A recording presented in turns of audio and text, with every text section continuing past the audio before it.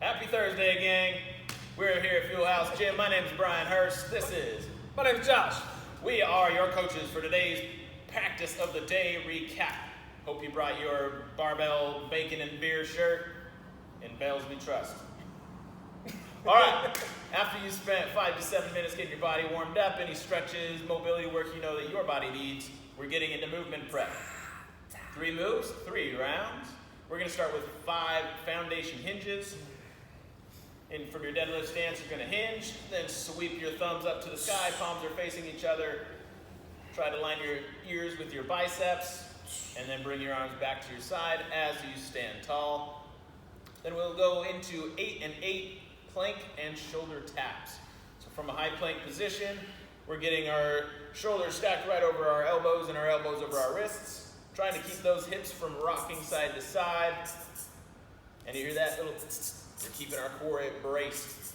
After 8 and 8, we will go to 5 half kneel halos. From that half kneel position, think about tucking your tailbone, keeping your glutes on, get a little bit of that hip flexor stretch. We're going to go 5 in the direction of the up leg. And then once you've done 5, you'll switch legs, switch directions. If being on the knees is not a good option for you, you can do your halos from standing or from a V-sit position. If being in the high plank position is not good for wrists or shoulders, then we can go ahead and do bird dogs as an alternate. Extending opposite limb, one at a time. You get it. You know Then we'll move into strength. We've got 4 rounds of strength today, 3 moves. First 2, we're going to do 6 per side. So we've got our single leg deadlift. Ooh, my faves. Here we go. Bracing the core, finding your hinge. I'm going to rotate just a little bit so we can see that from the side. Oh, yeah. Notice that there's still bend in the knee. We're driving the hips back just like we would as if both feet were planted in a normal deadlift. If you have doubles, you can do a round of doubles here to allow you to go a little heavier, but this is a good anti-rotation exercise. After 6 per side, we are going into single arm clean to press. Again, 6 per side here. Clean, on the rack position, press it up high, on the rack, press, boom. Own that lockout in your press as well. We're not hurrying here. After you've done 6 per side, we're going to park the bell and go into 20 seconds of a hard style plank. So 20 seconds is a longer plank. So think about slowly building that tension during the 20 seconds, squeezing your butt, pulling your elbows down towards your knees, throwing your knees towards the ceiling to get those quads on, and keep breathing. Nice, Josh.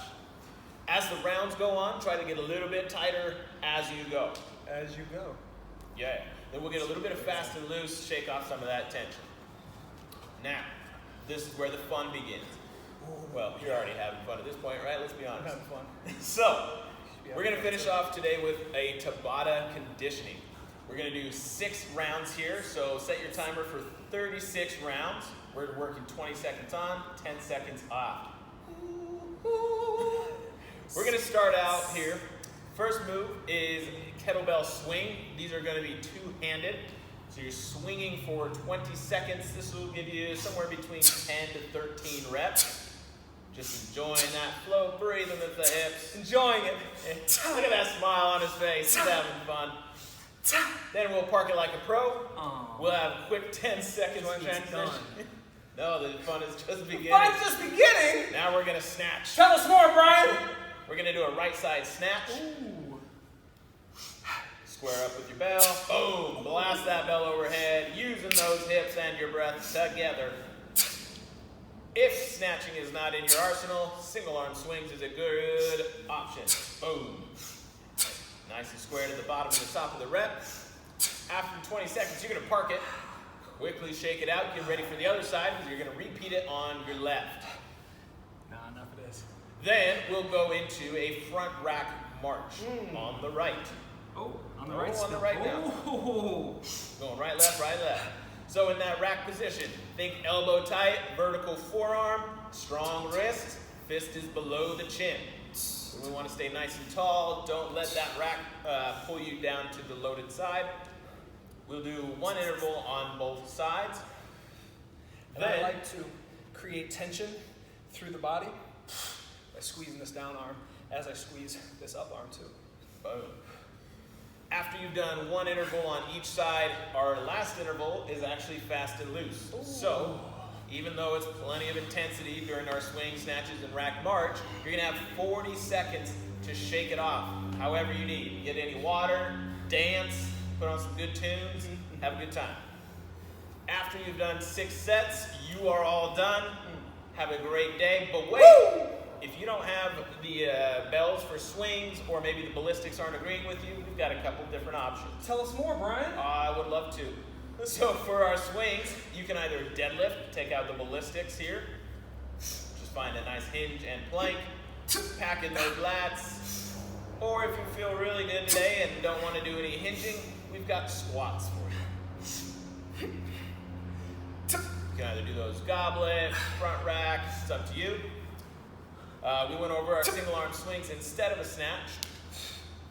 For your front rack marches, if we're not doing those, first option when you would be on your right, you can go high knees, both knees, not just on the right.